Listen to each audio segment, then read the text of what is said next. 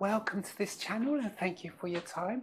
The first lesson I'm going to want to teach you lovely people is how to breathe as nature had intended.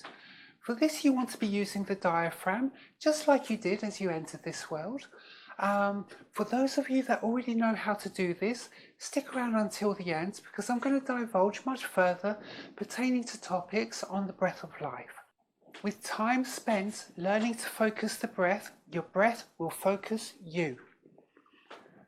Controlling the breath can reap great rewards when it comes to dealing with the stresses of modern life. Maybe just like the self, as you went through life and it had its wicked way with you, perhaps you started smoking at a young age because you thought it was cool, and then you end up relying on it as a crutch to help cope with the stresses that accumulate over time, and as a result you end up breathing from the chest, and that's just not quite as efficient, and so you get out of breath easily, which has an adverse effect on dealing with things.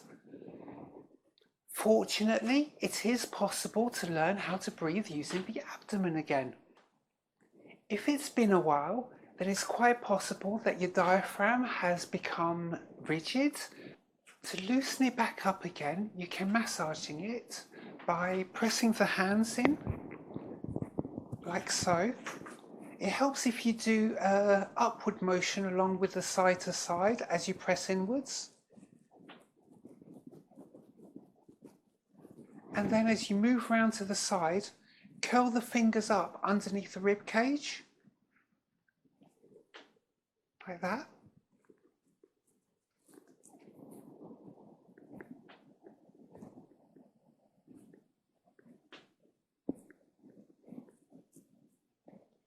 You can repeat this process as many times as you feel appropriate, be that in a single session or times per day or as many days as are required.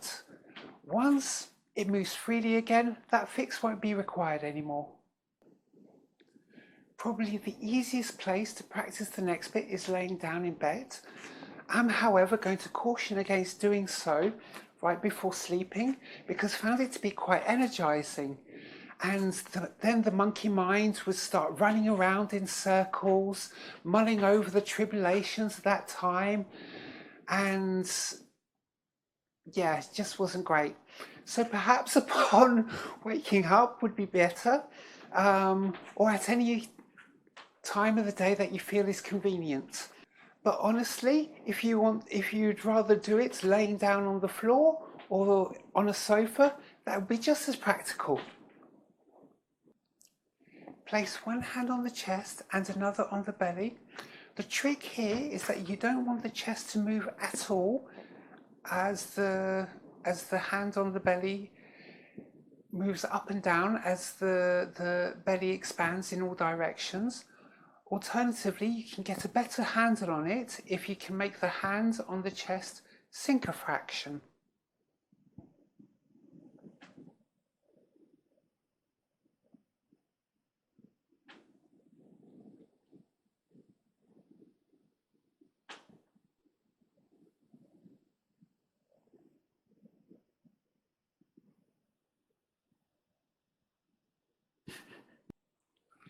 This has the added benefits of massaging your internal organs amongst numerous other things, and will also allow oxygen to flow to the bottom of your lungs, which in turn will increase the amount of oxygen in your lifeblood as it courses through its veins. And it's important to note at this point that you should always remember to complete the microcosmic orbit by pressing the tip of your tongue against the roof of your mouth as often as possible. Upon completing the part that requires the hands as guidance, you can then practice this breathing method as you're in the sitting position or standing up as you go about your day. Anecdote time. As a preteen, was diagnosed with asthma, but learning to breathe in this manner cured it by the age of 21. Now let's go a little bit deeper for those of you that decided to stick around for things that will benefit them also. Long, slow breaths exhalations in particular have a calming effect, whereas quick breathing energizes. If you would like a quick method to become clear and alert, try doing 2 quick inhales through the mouth, followed by a long, slow exhale through the nose.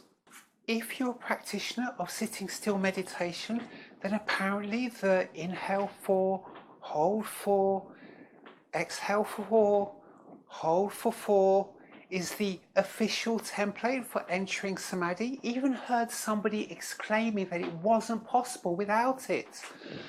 I'm not entirely sure how counting is supposed to help you enter a state of bliss. Unless you fantasize about becoming an accountant, then perhaps maybe that could be the case. I'm more inclined to think that it's the practicing kumbhaka of any durations that helps you get to that destination. Bliss states do come about far more easily since acquiring Kundalini. Have a set, which shall be a topic for another lesson, which embodies this 4 squared sequence quite nicely as it goes. No counting required whatsoever. There are clever devices that exist nowadays, like this watch, for instance, that can help you get into a rhythm if you so desire. But this one only, it kind of gives up after like about 5 minutes, after which point I'm advising you to not worry too much about the time sequence. Just keep going in a somewhat similar fashion and you're heading in the right direction. Was for a while exploring a 10 by 10 by 10 by 10 methodology back in 2020, which quickly brought on indigenous DMT squiggles, but it just kind of got a bit too much of an overload, so I wasn't able to maintain it for long. Eventually settled for an 8 by 8 by 8 by 8 method, which was far easier to sustain for longer time frames with similar effects. With that said, these days enjoying the many streams and sparkles of light comes about as easily as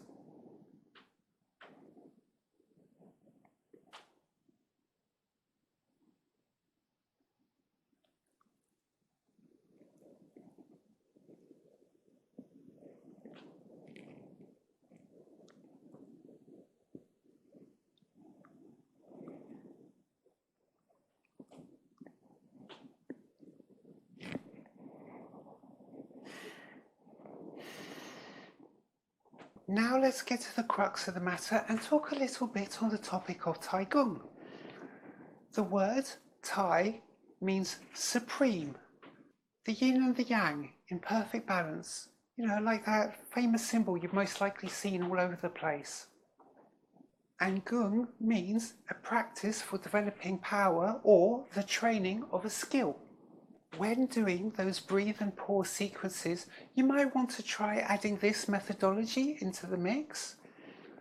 I'm not saying this as a hard and fast, you must do this rigid rule to adhere to under all circumstances.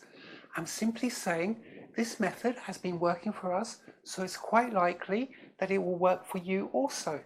Experiment with it as you make it your own, as you might possibly find a method that's more suitable for yourselves. And if that's the case, I'm encouraging you to post it in the comments section below. So, when you exhale, physically shoot the energy up the spine by lifting the perineum. To do this, you want to squeeze the pelvic floor muscles as if you're trying to stop yourself from peeing mid-flow.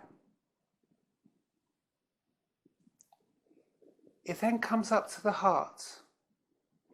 The ancient Chinese thought of the heart as the heavenly mind, i.e. to be revered as the mind of God, where you sit for a while in no-thingness. Then, as you inhale, lift up from the crown, trying to extend the spine as you do.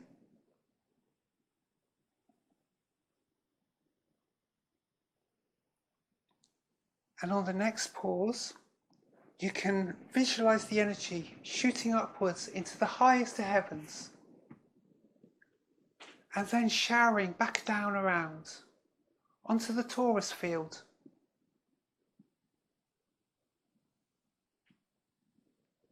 To return back whence it came from, regenerated and ready to go for another cycle around.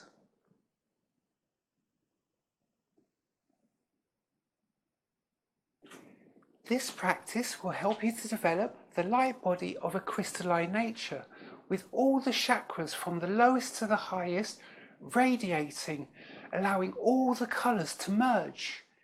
Not to be confused with the New Age light body inspired by the solar phallic cults. This is more about the body electric, also known as the human energy field, and learning to vibrate, rather than the ego encouraging methods given to express ego nature like the radiance of a sun.